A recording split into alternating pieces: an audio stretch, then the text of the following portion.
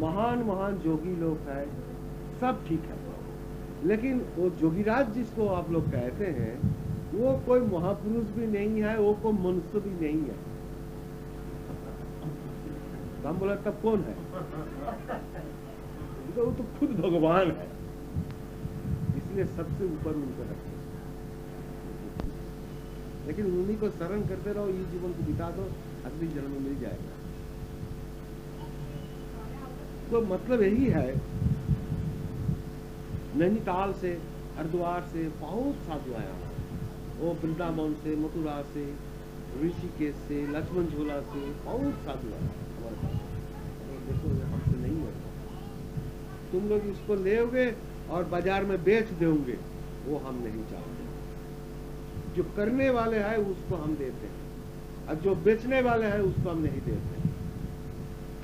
ये मेरा चीज नहीं है, ये भगवान कृष्ण क्षमाचरण की चीज है। वो कृपा करके हम लोग को दे के गए हैं, और हम धन्य है कि ये साधन हमको मिल गया, और भी धन्य है कि गुरु हमको बोला है कि तुम दूसरे को दे दो। लेकिन मैं नहीं देता था, हमको गुरु का ऑर्डर हमको मानना चाहिए। गुरु ने जो बात बताया मैं उनको मानूंगा, और इससे ज्यादा कुछ नहीं। ये सब सोचना चाहिए। जीवन इतनी छोटा चीज नहीं है, जीवन विज्ञान है, तो विज्ञान के मुताबिक चलना चाहिए। और ये जो साधन है ये पूरा विज्ञान है। आज तक कौन सा विज्ञान है दुनिया में दिखाओ कि जो प्राण के लेकर के रिसर्च होता है, प्राण को जानने के लिए कोशिश होता है, ये साधन, ये जोग साधन छोड़कर के दुनिया में है। सब कोई चाहते, कृष्ण भगवान चाहते हैं, शिव जी चाहते हैं, दुर्गा काली चाहते हैं, सूर्य की उपासना करते हैं, गणपति का करते हैं। और ये सब कौन है?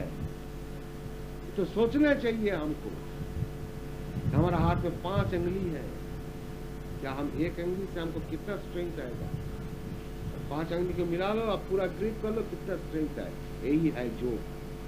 और यह है वैष्णव, शाक्त, सौर, शैव, गानपत। तो 5 डिवीजन है, जहां डिवीजन है वहां झगड़ा है। अब देखो, वैष्णव का प्रसाद तांत्रिक लोग खाते नहीं, तांत्रिक का प्रसाद वैष्णव लोग खाते नहीं। ये क्या बात है? ये कहते हैं कि हमारा कृष्ण भगवान विष्णु जो है सबसे बड़ा है, वो कहते हैं कि हमारा शिव जी सबसे बड़ा है, वो कहते हैं कि हमारा गणपति सबसे बड़ा है, वो कहते हैं कि सूर्य हमारा सबसे बड़ा है। अरे कितनी बड़ा होता है? बड़ा तो एक है, होगा, 2 कहां से होगा? अब जो कहते हैं को एक को साधन है, सब कुछ मिल जाए।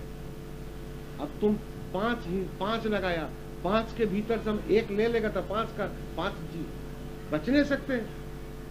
5 का भीतर क्या है? 5 तो 1 है, और 5 तो 1 नहीं हो सकता, उसका भीतर 1 ही है। 1 छोड़ करके कोई शंका नहीं रह सकती। अब 1 के दाहिना तरफ जितनी शून्य बसाइए, 0, उतने ही बढ़ते चलेगा, लेकिन पहले उसको 1 होना चाहिए। तो इसीलिए 1 का साधन करो, वो सबके भीतर है। उसको प्राण कहते हैं, उसी को प्राण कृष्ण कहते हैं, उसी को आत्मा राम कहते हैं।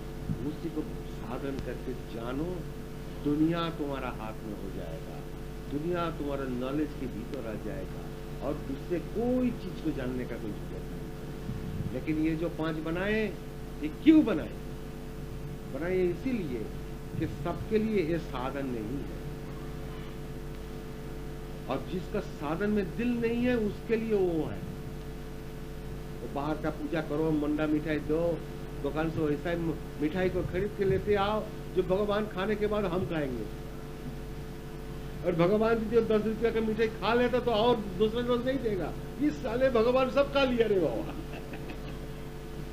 और हम लोग पूजा करते हैं, पूजा करने के बाद क्या है? वो जो चंडी पाठ होते हैं, जसंग देही, बलंग देही, धनंग देही। क्या मैं भिखारी हूं? दो हमको, दो, खाली दो, ये क्या बात है? भगवान को पास खाली दो, क्या मैं भगवान के पास भिखारी हूं? शास्त्र कहते हैं अमृत पुत्रा, हम तो भगवान का पुत्र हैं, हम क्यों उससे भीख मांगेंगे? दो क्यों बोलेंगे? हम घर में जब जाते हैं, हमको भूख लगा, हम क्या घर में जाते हैं कि माता जी के ऐसा कहते, माता जी मेरा बहुत भूख लगा, हमको थोड़ा खाने दो, ऐसा कोई बोलता है? नहीं। घर में जा करके वो माता जी का कहते, माता जी मेरे बहुत भूख लगा, थोड़ा खाना दो। माता जी कहते हैं ठहरो हम देते हैं, 1 मिनट ठहर जाओ हम अभी देते हैं। बस सीधा बात है। वैसे ही भगवान को सीधा होना चाहिए।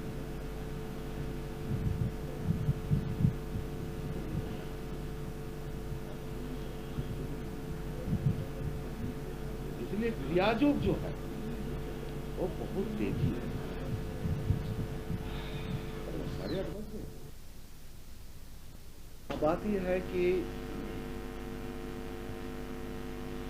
सबके भीतर पहली एक संदेह होता है, डाउट। लेकिन ये डाउट जो है ये भी हमारे भीतर से आता है, ये भी कोई बाहर का चीज नहीं। जितनी कुछ है सब भीतर से आता है। तो हमारा कोई खाना का प्रति लालच हुआ, क्या वो खाना के भीतर से कोई लालच हमारे भीतर पहुंच गया? नहीं। इसका देखते हुए मेरे लालच हुआ और दिल चाहते कि खाना हम खा लें। तो ये जो लालच है कहाँ था? वो हमारे भीतर था, वो अभी जागृत हो। जैसा वो हमको कुछ 2 गाली लगाए तो हमको क्रोध हो गया, क्या उसका गाली का साथ क्रोध बोलकर के कोई वस्तु मेरे भीतर घुसा?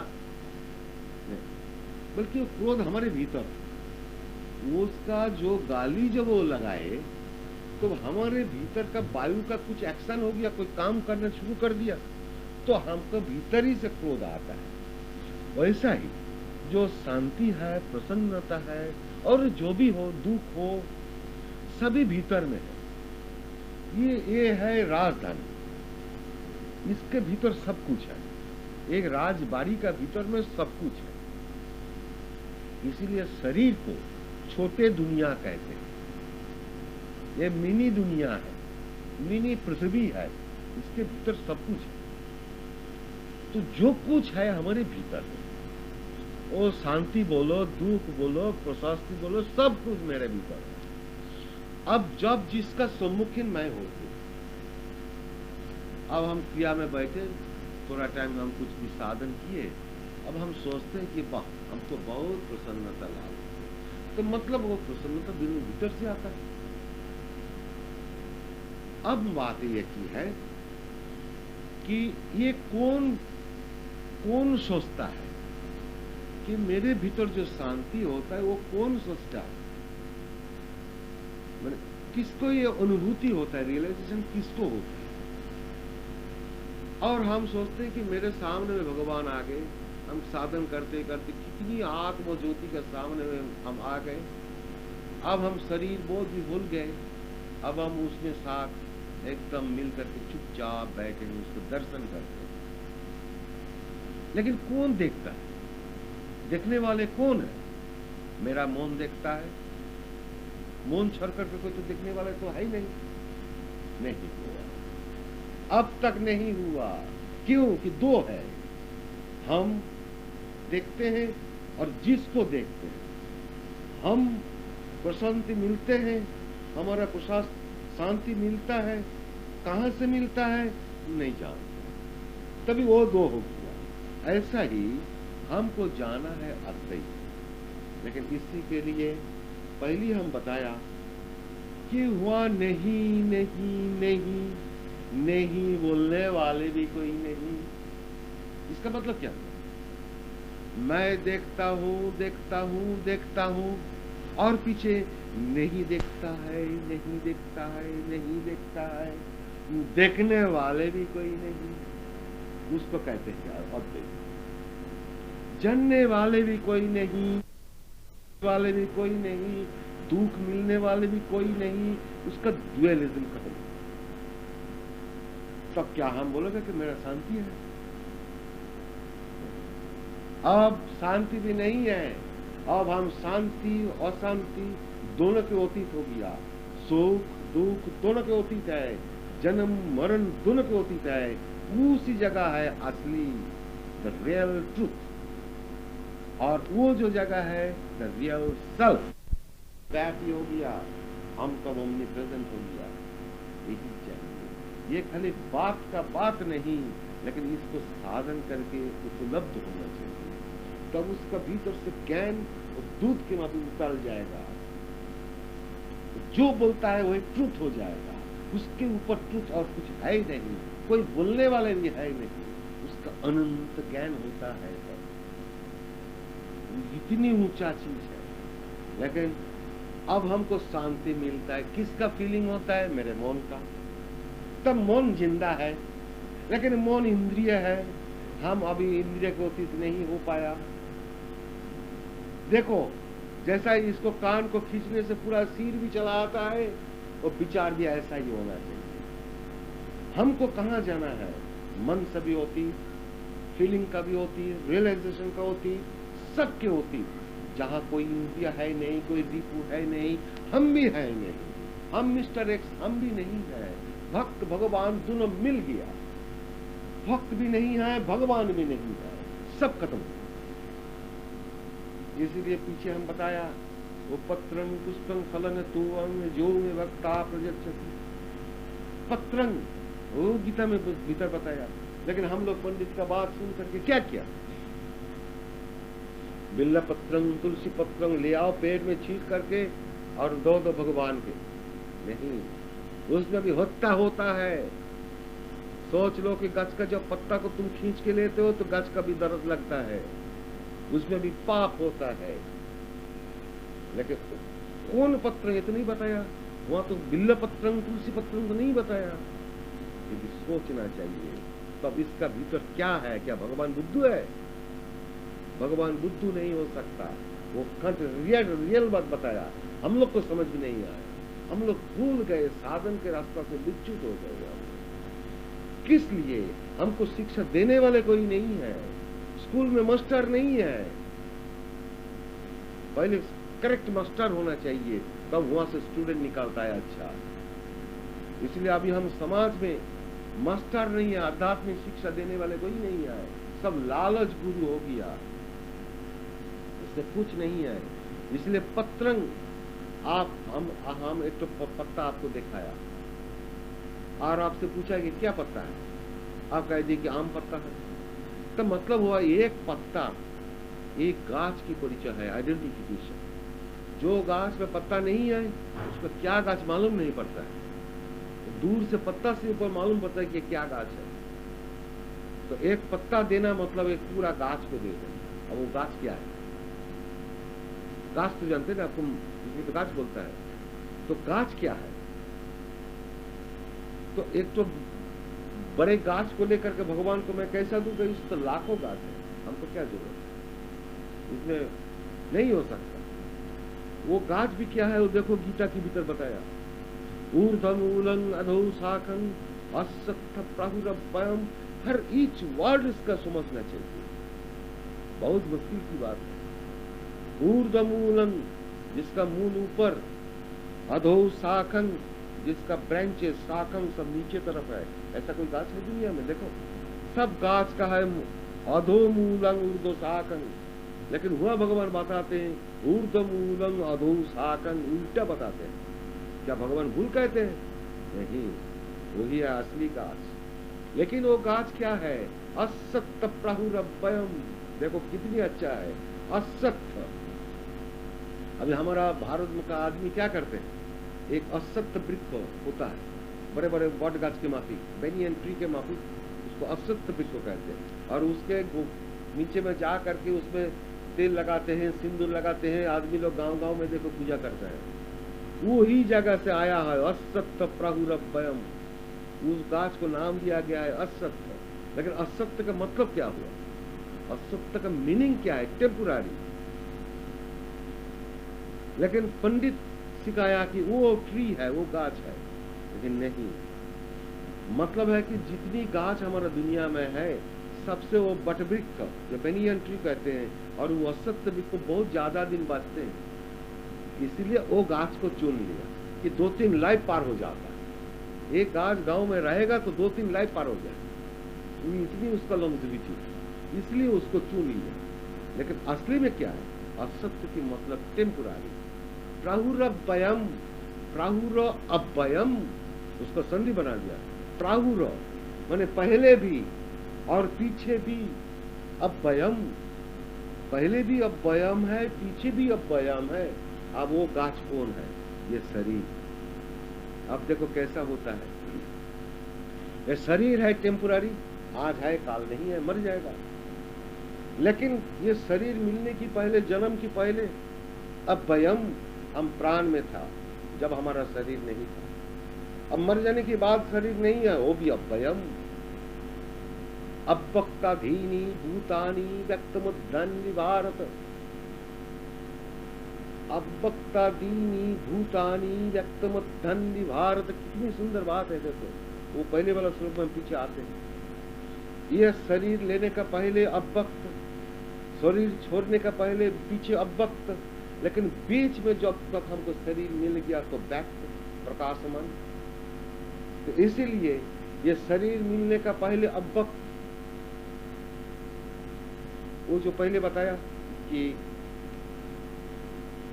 प्राहुर अव्ययम, वो देखो प्राहुर अव्ययम, पहले भी अव्ययम, लास्ट में भी अव्ययम, बीच में व्यक्तम। तो कौन सा गाछ है? ये शरीर। आप इसको दे देना चाहिए। देखो एक पत्ता कहाँ जाता है? विचार में। इसी का नाम है ऐसा। गीता को ऐसा ही समझना चाहिए। गीता क्या खाली उस रीडिंग पढ़ लिया हो गया? उसको समझ के विचार करके उसको सोचना चाहिए इसके भीतर क्या है। अब देखो शरीर को हम कैसा दे देंगे? शरीर तो ऐसा ही है, रोज मर जाएगा तो भगवान ले सकते हैं, लेकिन नहीं, वैसा शरीर देने से कोई फायदा नहीं है। ऐसा साधन करो कि एकदम समाधि हो जाए, शरीर बोध को चले जाए, उस शरीर बोध को दे दो। तो एक पत्रंग दिया, मतलब क्या हुआ उसका मीनिंग? कि पूरा शरीर बोध को दे दो भगवान। अब एकदम समाधि ला दिया, बैठ गया। वो जिंदा है कि मर गया उसका मालूम नहीं, पूरा शरीर बोध उसका चला गया। अब सेकंड आइटम उसको देना है पुष्पंग। अब जब वैसा हाल हो गया, क्या इधर से पुष्पंग लेकर के भगवान को दे सकते? हाथ उसका उठेगा नहीं, वो तो मुर्दा का, डेड बॉडी का माफी होगी। उसको गले काट देने से लिया मालूम नहीं पड़ता, समाधि होगी। उस अवस्था में रहते हुए उसको पुष्पंग देना है। और वो पुष्पंग क्या है? वो तो बाहर का पुष्पंग तो दे नहीं सकता उस वक्त, लेकिन उसको पुष्पंग देना है। भगवान कहते हैं तो पुष्पंग क्या है? पुष्पंग है सुंदर के प्रतीक। जैसा वो एक पत्ता हुआ शरीर के प्रतीक, ऐसा पुष्पंग हुआ सुंदर के प्रतीक। इस दुनिया में पुष्पंग से सुंदर कुछ कोई चीज नहीं है, इसलिए हम लोग पूजा में पुष्पंग देते हैं। और पुष्पंग कितनी सुंदर सुंदर कलर भी होती है, कितनी सुंदर सुंदर सुवास भी होती है, उससे और अच्छा चीज नहीं है। वो एकदम शोभा वर्धन कर देते हैं, गार्डन को शोभा वर्धन कर देते हैं। आप देखो कितने पुष्पंग लगाया, कितनी अच्छा लगता है। इसीलिए सबको शादी का वक्त भी पुष्पंग लगाते हैं। वो कोई पिता माता मर गया, उसका भी पुष्पंग का गार्लैंड लगाते हैं। सभी जगह देखो, भगवान का मंदिर में जाते हैं तो पुष्पंग का डाली ले जाते हैं, वो सबसे सुंदर चीज है। लेकिन जोगी का उस टाइम पर क्या सुंदर है उसके पास, तो बाहर का पुष्पंग तो ले नहीं सकता, उसका तो खत्म हो गया। लेकिन उस वक्त तो भीतर भीतर अनंत ज्योति में डूबा हुआ है।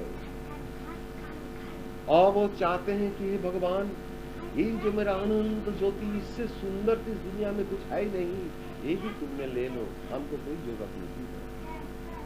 ये भी तो तुम्हारा प्रकाश है, मुझे नहीं चाहिए, हमको कुछ नहीं चाहिए, ये सब आपका दिया हुआ है, आप ले लीजिए। अब आत्म ज्योति दर्शन भी चला गया। आत्म ज्योति का दर्शन का हाईएस्ट लेवल क्या है? दिवी सूर्य सहस्र दिवा सत्रिषि, वो देखो गीता बताते हैं।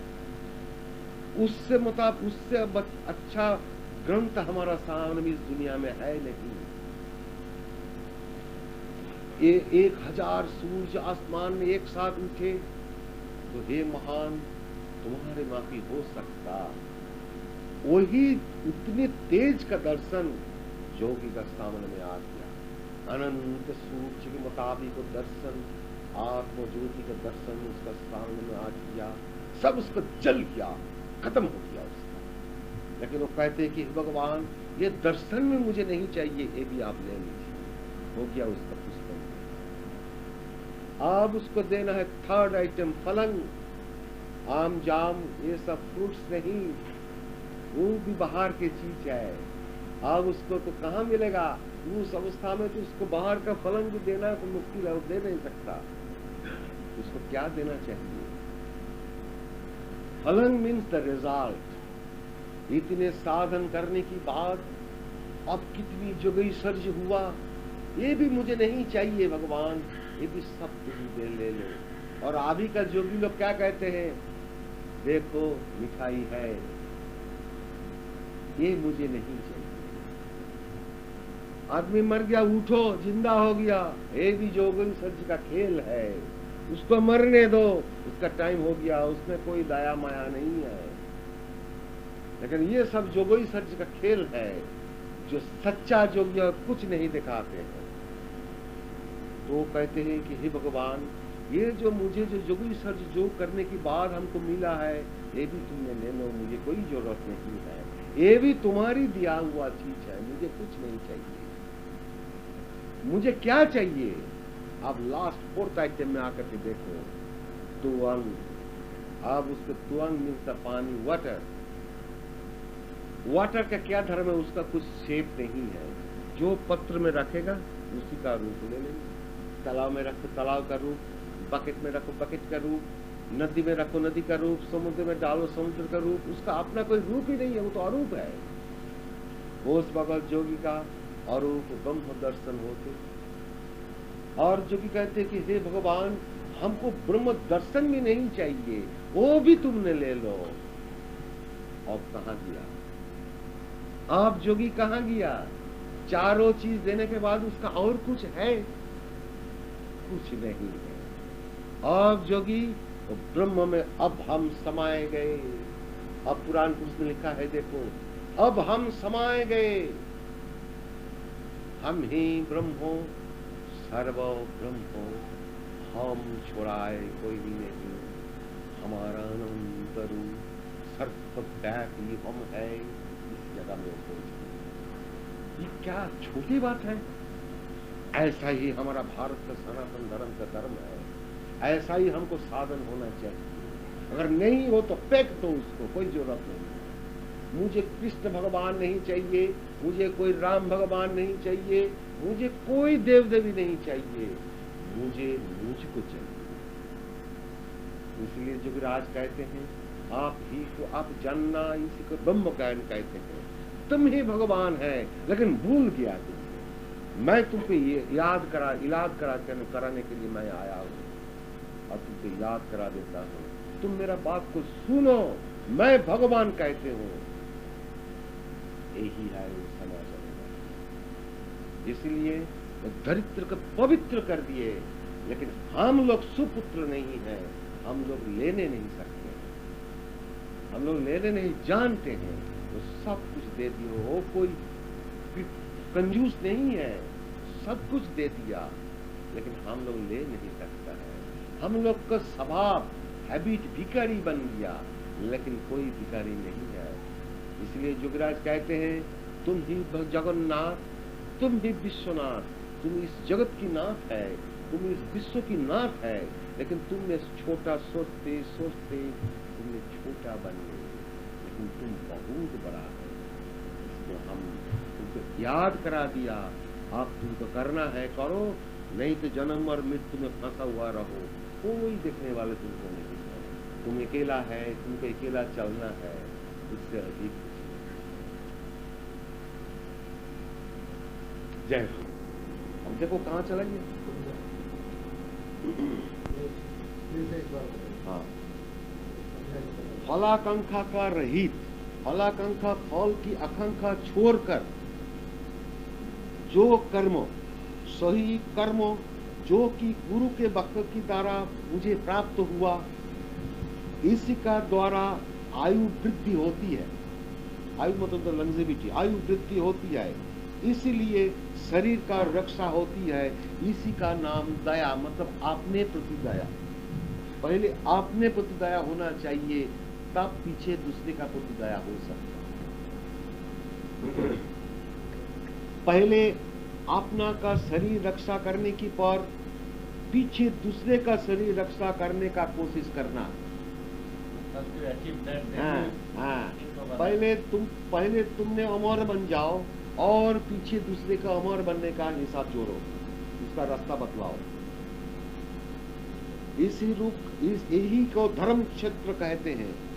अब क्षेत्र इजकल टू शरीर, इसके प्रमाण गीता के भीतर है। ईदं शरीरं कौन्त्य क्षेत्रमित्र विधीयते।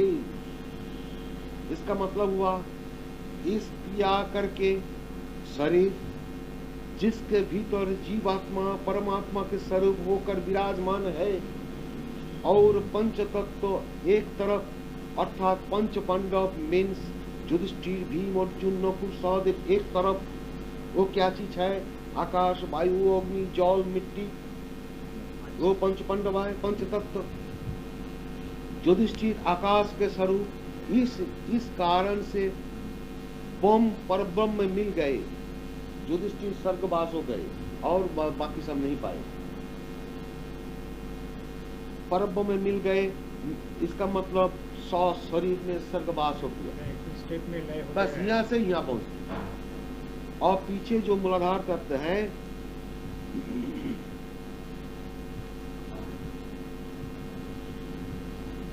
भीम वायु तत्व, इसके प्रमाण खाचरस्य महाभारत में है।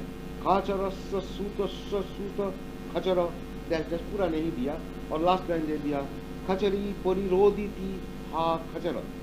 मतलब अर्जुन, मतलब हुआ कि भीम जो वायु तत्व है, वो वायु जाकर के उसको ऊपर तत्व में मिल गए।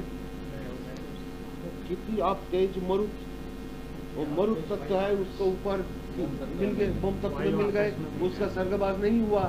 तो स्वर्गवास तो कुटस्थ में जाना चाहिए, ये जाकर के हिया मिल गया और ये जाकर के हिया मिल गया, इसके तो पहले चांस है, वो तो मिल जाएगा। लेकिन ये आकर के जो ऊपर जाने लगा, तो ये जाकर के हिया मिल गया, उसका खत्म हो गया, इसका तत्व एंड हो गया, इसलिए ये स्वर्गवास इसका नहीं हुआ।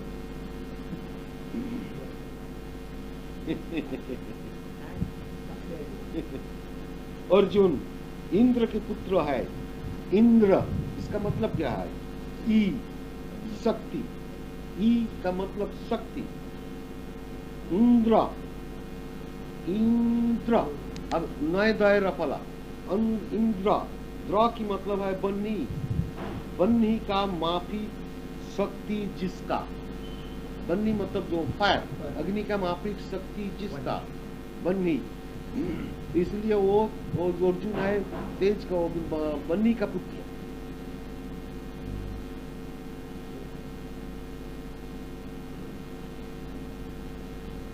इसलिए वज्र को इंद्रायुध कहते हैं। इसलिए इंद्र जो वज्र मारते हैं, उससे भी अर्जुन का कुछ नहीं होता, इसलिए उसको इंद्रायुध कहते हैं। नौ, अब आया है नकुल। नौ की मीन्स कुल, नौ कुल, नौ की मीन्स नहीं, कुल, कुल की मीन्स किनारा, समुद्र का किनारा नहीं। समुद्र के बीच में चले जाओ, कहीं किनारा नहीं मिलेगा। किनारा का मतलब सीसाई, सीशोर, वो नहीं मिलता। कुल जल जो पानी है, उसका किनारा नहीं, वो इतनी बड़ा है। इस तमाम दुनिया में, पृथ्वी में 3 भाग पानी है, 1 भाग स्थल, तो वो तो बड़ा है, उसका कुल किनारा नहीं मिलता है। समुद्र का जो पानी है, उसका कुल मिलता नहीं, इसलिए वो नकुल है, वो पानी तत्व है, नकुल।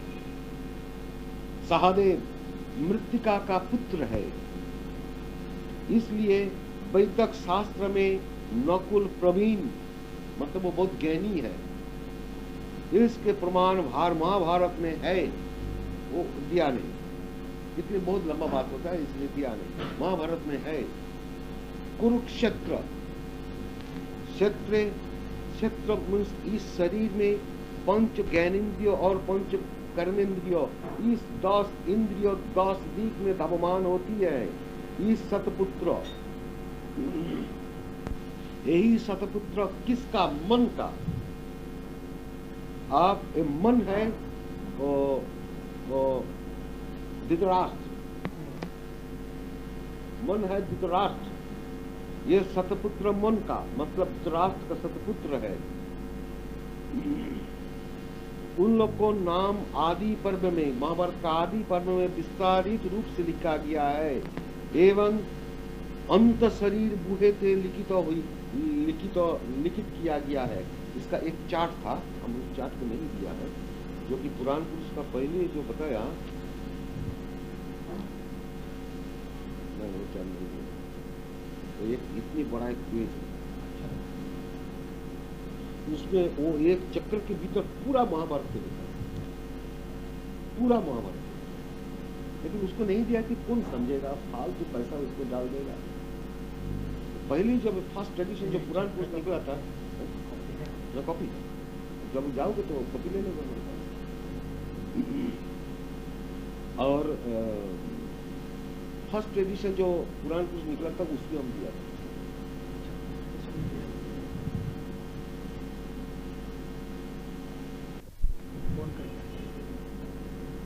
नॉर्मल स्पीड होता है वो कमती हो जाएगा, वो कमती हो जाएगा।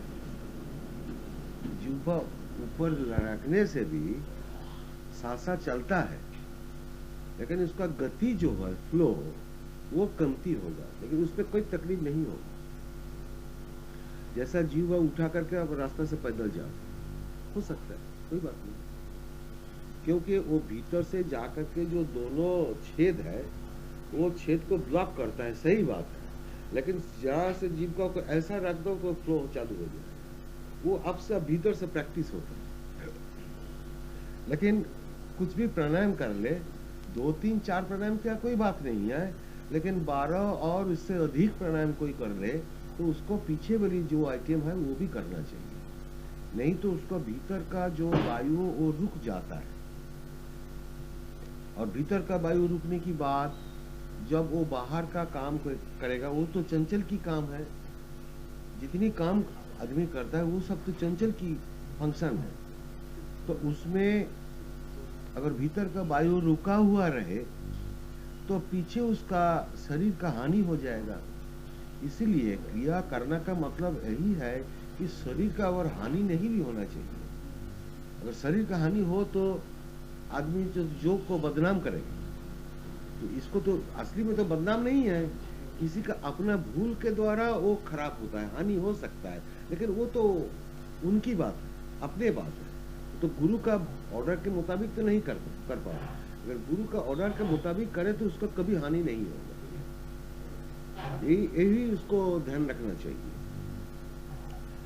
नहीं तो मान लो कि अब हमारा हाथ में टाइम कमी है, हम 2 यूनिट 24 प्राणायाम कर लिया और उठ गया, लेकिन ऐसा नहीं होना चाहिए। ऐसा होने ही से उसका भीतर कहानी हो जाएगी।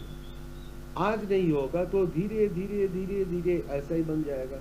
और वो जोगी कभी ऐसा ही हैबिट हो जाता है कि वो कभी कभी ऐसा ही कर लेते हैं कि 24 2-3 यूनिट प्राणायाम कर लिया और उठ गया, उसका हैबिट बन जाता है। हैबिट बनने से कभी कभी ऐसा अगर कर ले तो उसका भीतर का जितनी भेन होता है, बहुत सूक्ष्म जो भेन होती है, फाइनेस्ट भेन जो होती है, उसके भीतर में वो वायु चुप हो जाता है।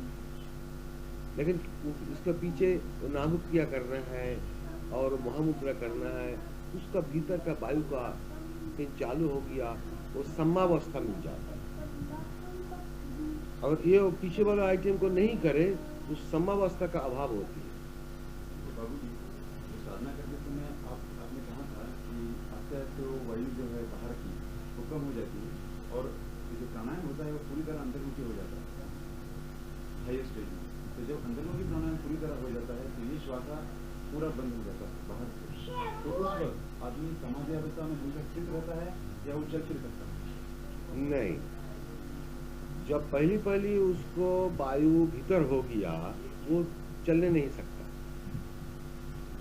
लेकिन वायु स्थिर होने के बाद भी एक क्रिया की परावस्था का आविर्भाव होता है, मतलब उसका भीतर में क्रिया की परावस्था का एक्सपीरियंस होता है। तो ऐसा ही बहुत दफे क्रिया का परावस्था का एक्सपीरियंस होते होते उसका भीतर एक पर्सनल हैबिट बन जाता है, तब वो सासा बहिर का गति अगर थोड़े भी रहे तो काम कर सकता है और रास्ता में चलने भी सकता है, थोड़े थोड़े बात भी कर सकता है, सब कुछ वो जागतिक जो कर्म होते हैं वो भी कर सकता है। लेकिन उसका तब वो क्रिया की परावस्था का जो हैबिट बन गया उसी के ऊपर होता है, वो हैबिट उसका भीतर में रह जाता है एक्सपीरियंस के ऊपर, तब वो कुटुस में फिक्स करके हर काम कर सकता है। तो ये तो समाधि अवस्था ही है। नहीं, वो समाधि नहीं है, उससे बड़े वो क्रिया, उसको भी देखो पुराण पुरुष में लिखा है क्रिया की परावस्था मतलब परावस्था जो है वो मान लो कि समाधि है, तो उसका एक स्टेप नीचे है परावस्था की परावस्था। ये जोगीराज का दिया हुआ नया टर्म है, जो कि क्रिया की परावस्था है जो है वो समाधि से भी अतीत है, समाधि से भी ऊंचा है। शास्त्र में समाधि कहते हैं, लेकिन जोगीराज समाधि से भी और ऊपर हो गया और हो करके उसको कहते हैं कि क्रिया की परावस्था। क्योंकि अब भविष्य में जो सतयुग के प्रभाव आ रहे हैं उसमें सबको ब्राह्मण होना चाहिए। तो वो ब्राह्मण की क्या है कि उस समाधि से भी ऊपर चले जाएगा, एकदम ब्रह्म में मर्ज हो जाएगा। और ये जो कलियुग का प्रभाव था शास्त्र में कि समाधि मैक्सिमम अल्टीमेट उसका है कि समाधि तक, क्योंकि ये सबके लिए नहीं, कलियुग की प्रभाव है कोई कोई आदमी का समाधि होता है, मान लो कि लाखों के भीतर एक आदमी का, और सतयुग की प्रभाव है शायद 100 में 100 का हो जाएगा। तो इसीलिए उनका ऊंचाई अवस्था होना चाहिए। वो ऊंचाई अवस्था की क्या है वही चीज जोगीराज रखे हैं। जैसा मान लो कि इस इलाका में आप नेक्स्ट ईयर में 100 बच्चों को स्कूल में भेजना है, लेकिन स्कूल एक है और एक वो फील्ड अप है, तो उसमें और स्कूल हमको बनाना चाहिए। तो एरिया का जितनी गार्जियन है वो लोग सोच लिया कि कमिंग ईयर में हमको 100 बच्चों को स्कूल में भेजना है, तो वो लोग पहले क्या करते हैं कि हमको और एक स्कूल बनाना है, तो जमीन खरीद किया, बिल्डिंग बनाया और चेयर टेबल बनाया, मास्टर को एडमिट किया, मास्टर को एडमिशन दिया और उसका क्या क्या किताब पढ़ाएगा उसके लिए बंदोबस्त किया, सब बंदोबस्त हो गया। तब कहते हैं कि आप बच्चे लोग को आने बोलो। तो बच्चे लोग को स्कूल में भेजने की पहले ही उसको स्कूल बनाया जाता है, उसका क्या क्या किताब पढ़ना है उसका टीचिंग्स का सिलेबस बनाया जाता है। ऐसा ही जोगीराज जो कि कलियुग के शेष प्रांत में और सतयुग के पहले इसी जगह पर आ गया, जंक्चर पीरियड कहते हैं इसे। और क्या शिक्षा दिए हैं कि अगले दिन में जो सतयुग में मनुष्यों को क्या क्या काम करना है और उसके साधन में कितनी ऊंची जगह पर जाना है उसका सिलेबस रख दिया। जैसा मान लो कि भगवान कृष्ण ने जब आए तो वो जो शिक्षा रखे हैं वो किसके लिए, वो तो दापर युग का लास्ट में आए, तो भगवान कृष्ण चले गए तो अब कलियुग आ गए। तो इसका मतलब हुआ कि भगवान कृष्ण ने जो कुछ शिक्षा रखे हैं वो कलियुग का मनुष्य के लिए, वैसे राम ने जो रखे हैं वो दापर युग का शिक्षा के लिए, ऐसे समाचारों ने जो रखे हैं वो सतयुग का शिक्षा के लिए।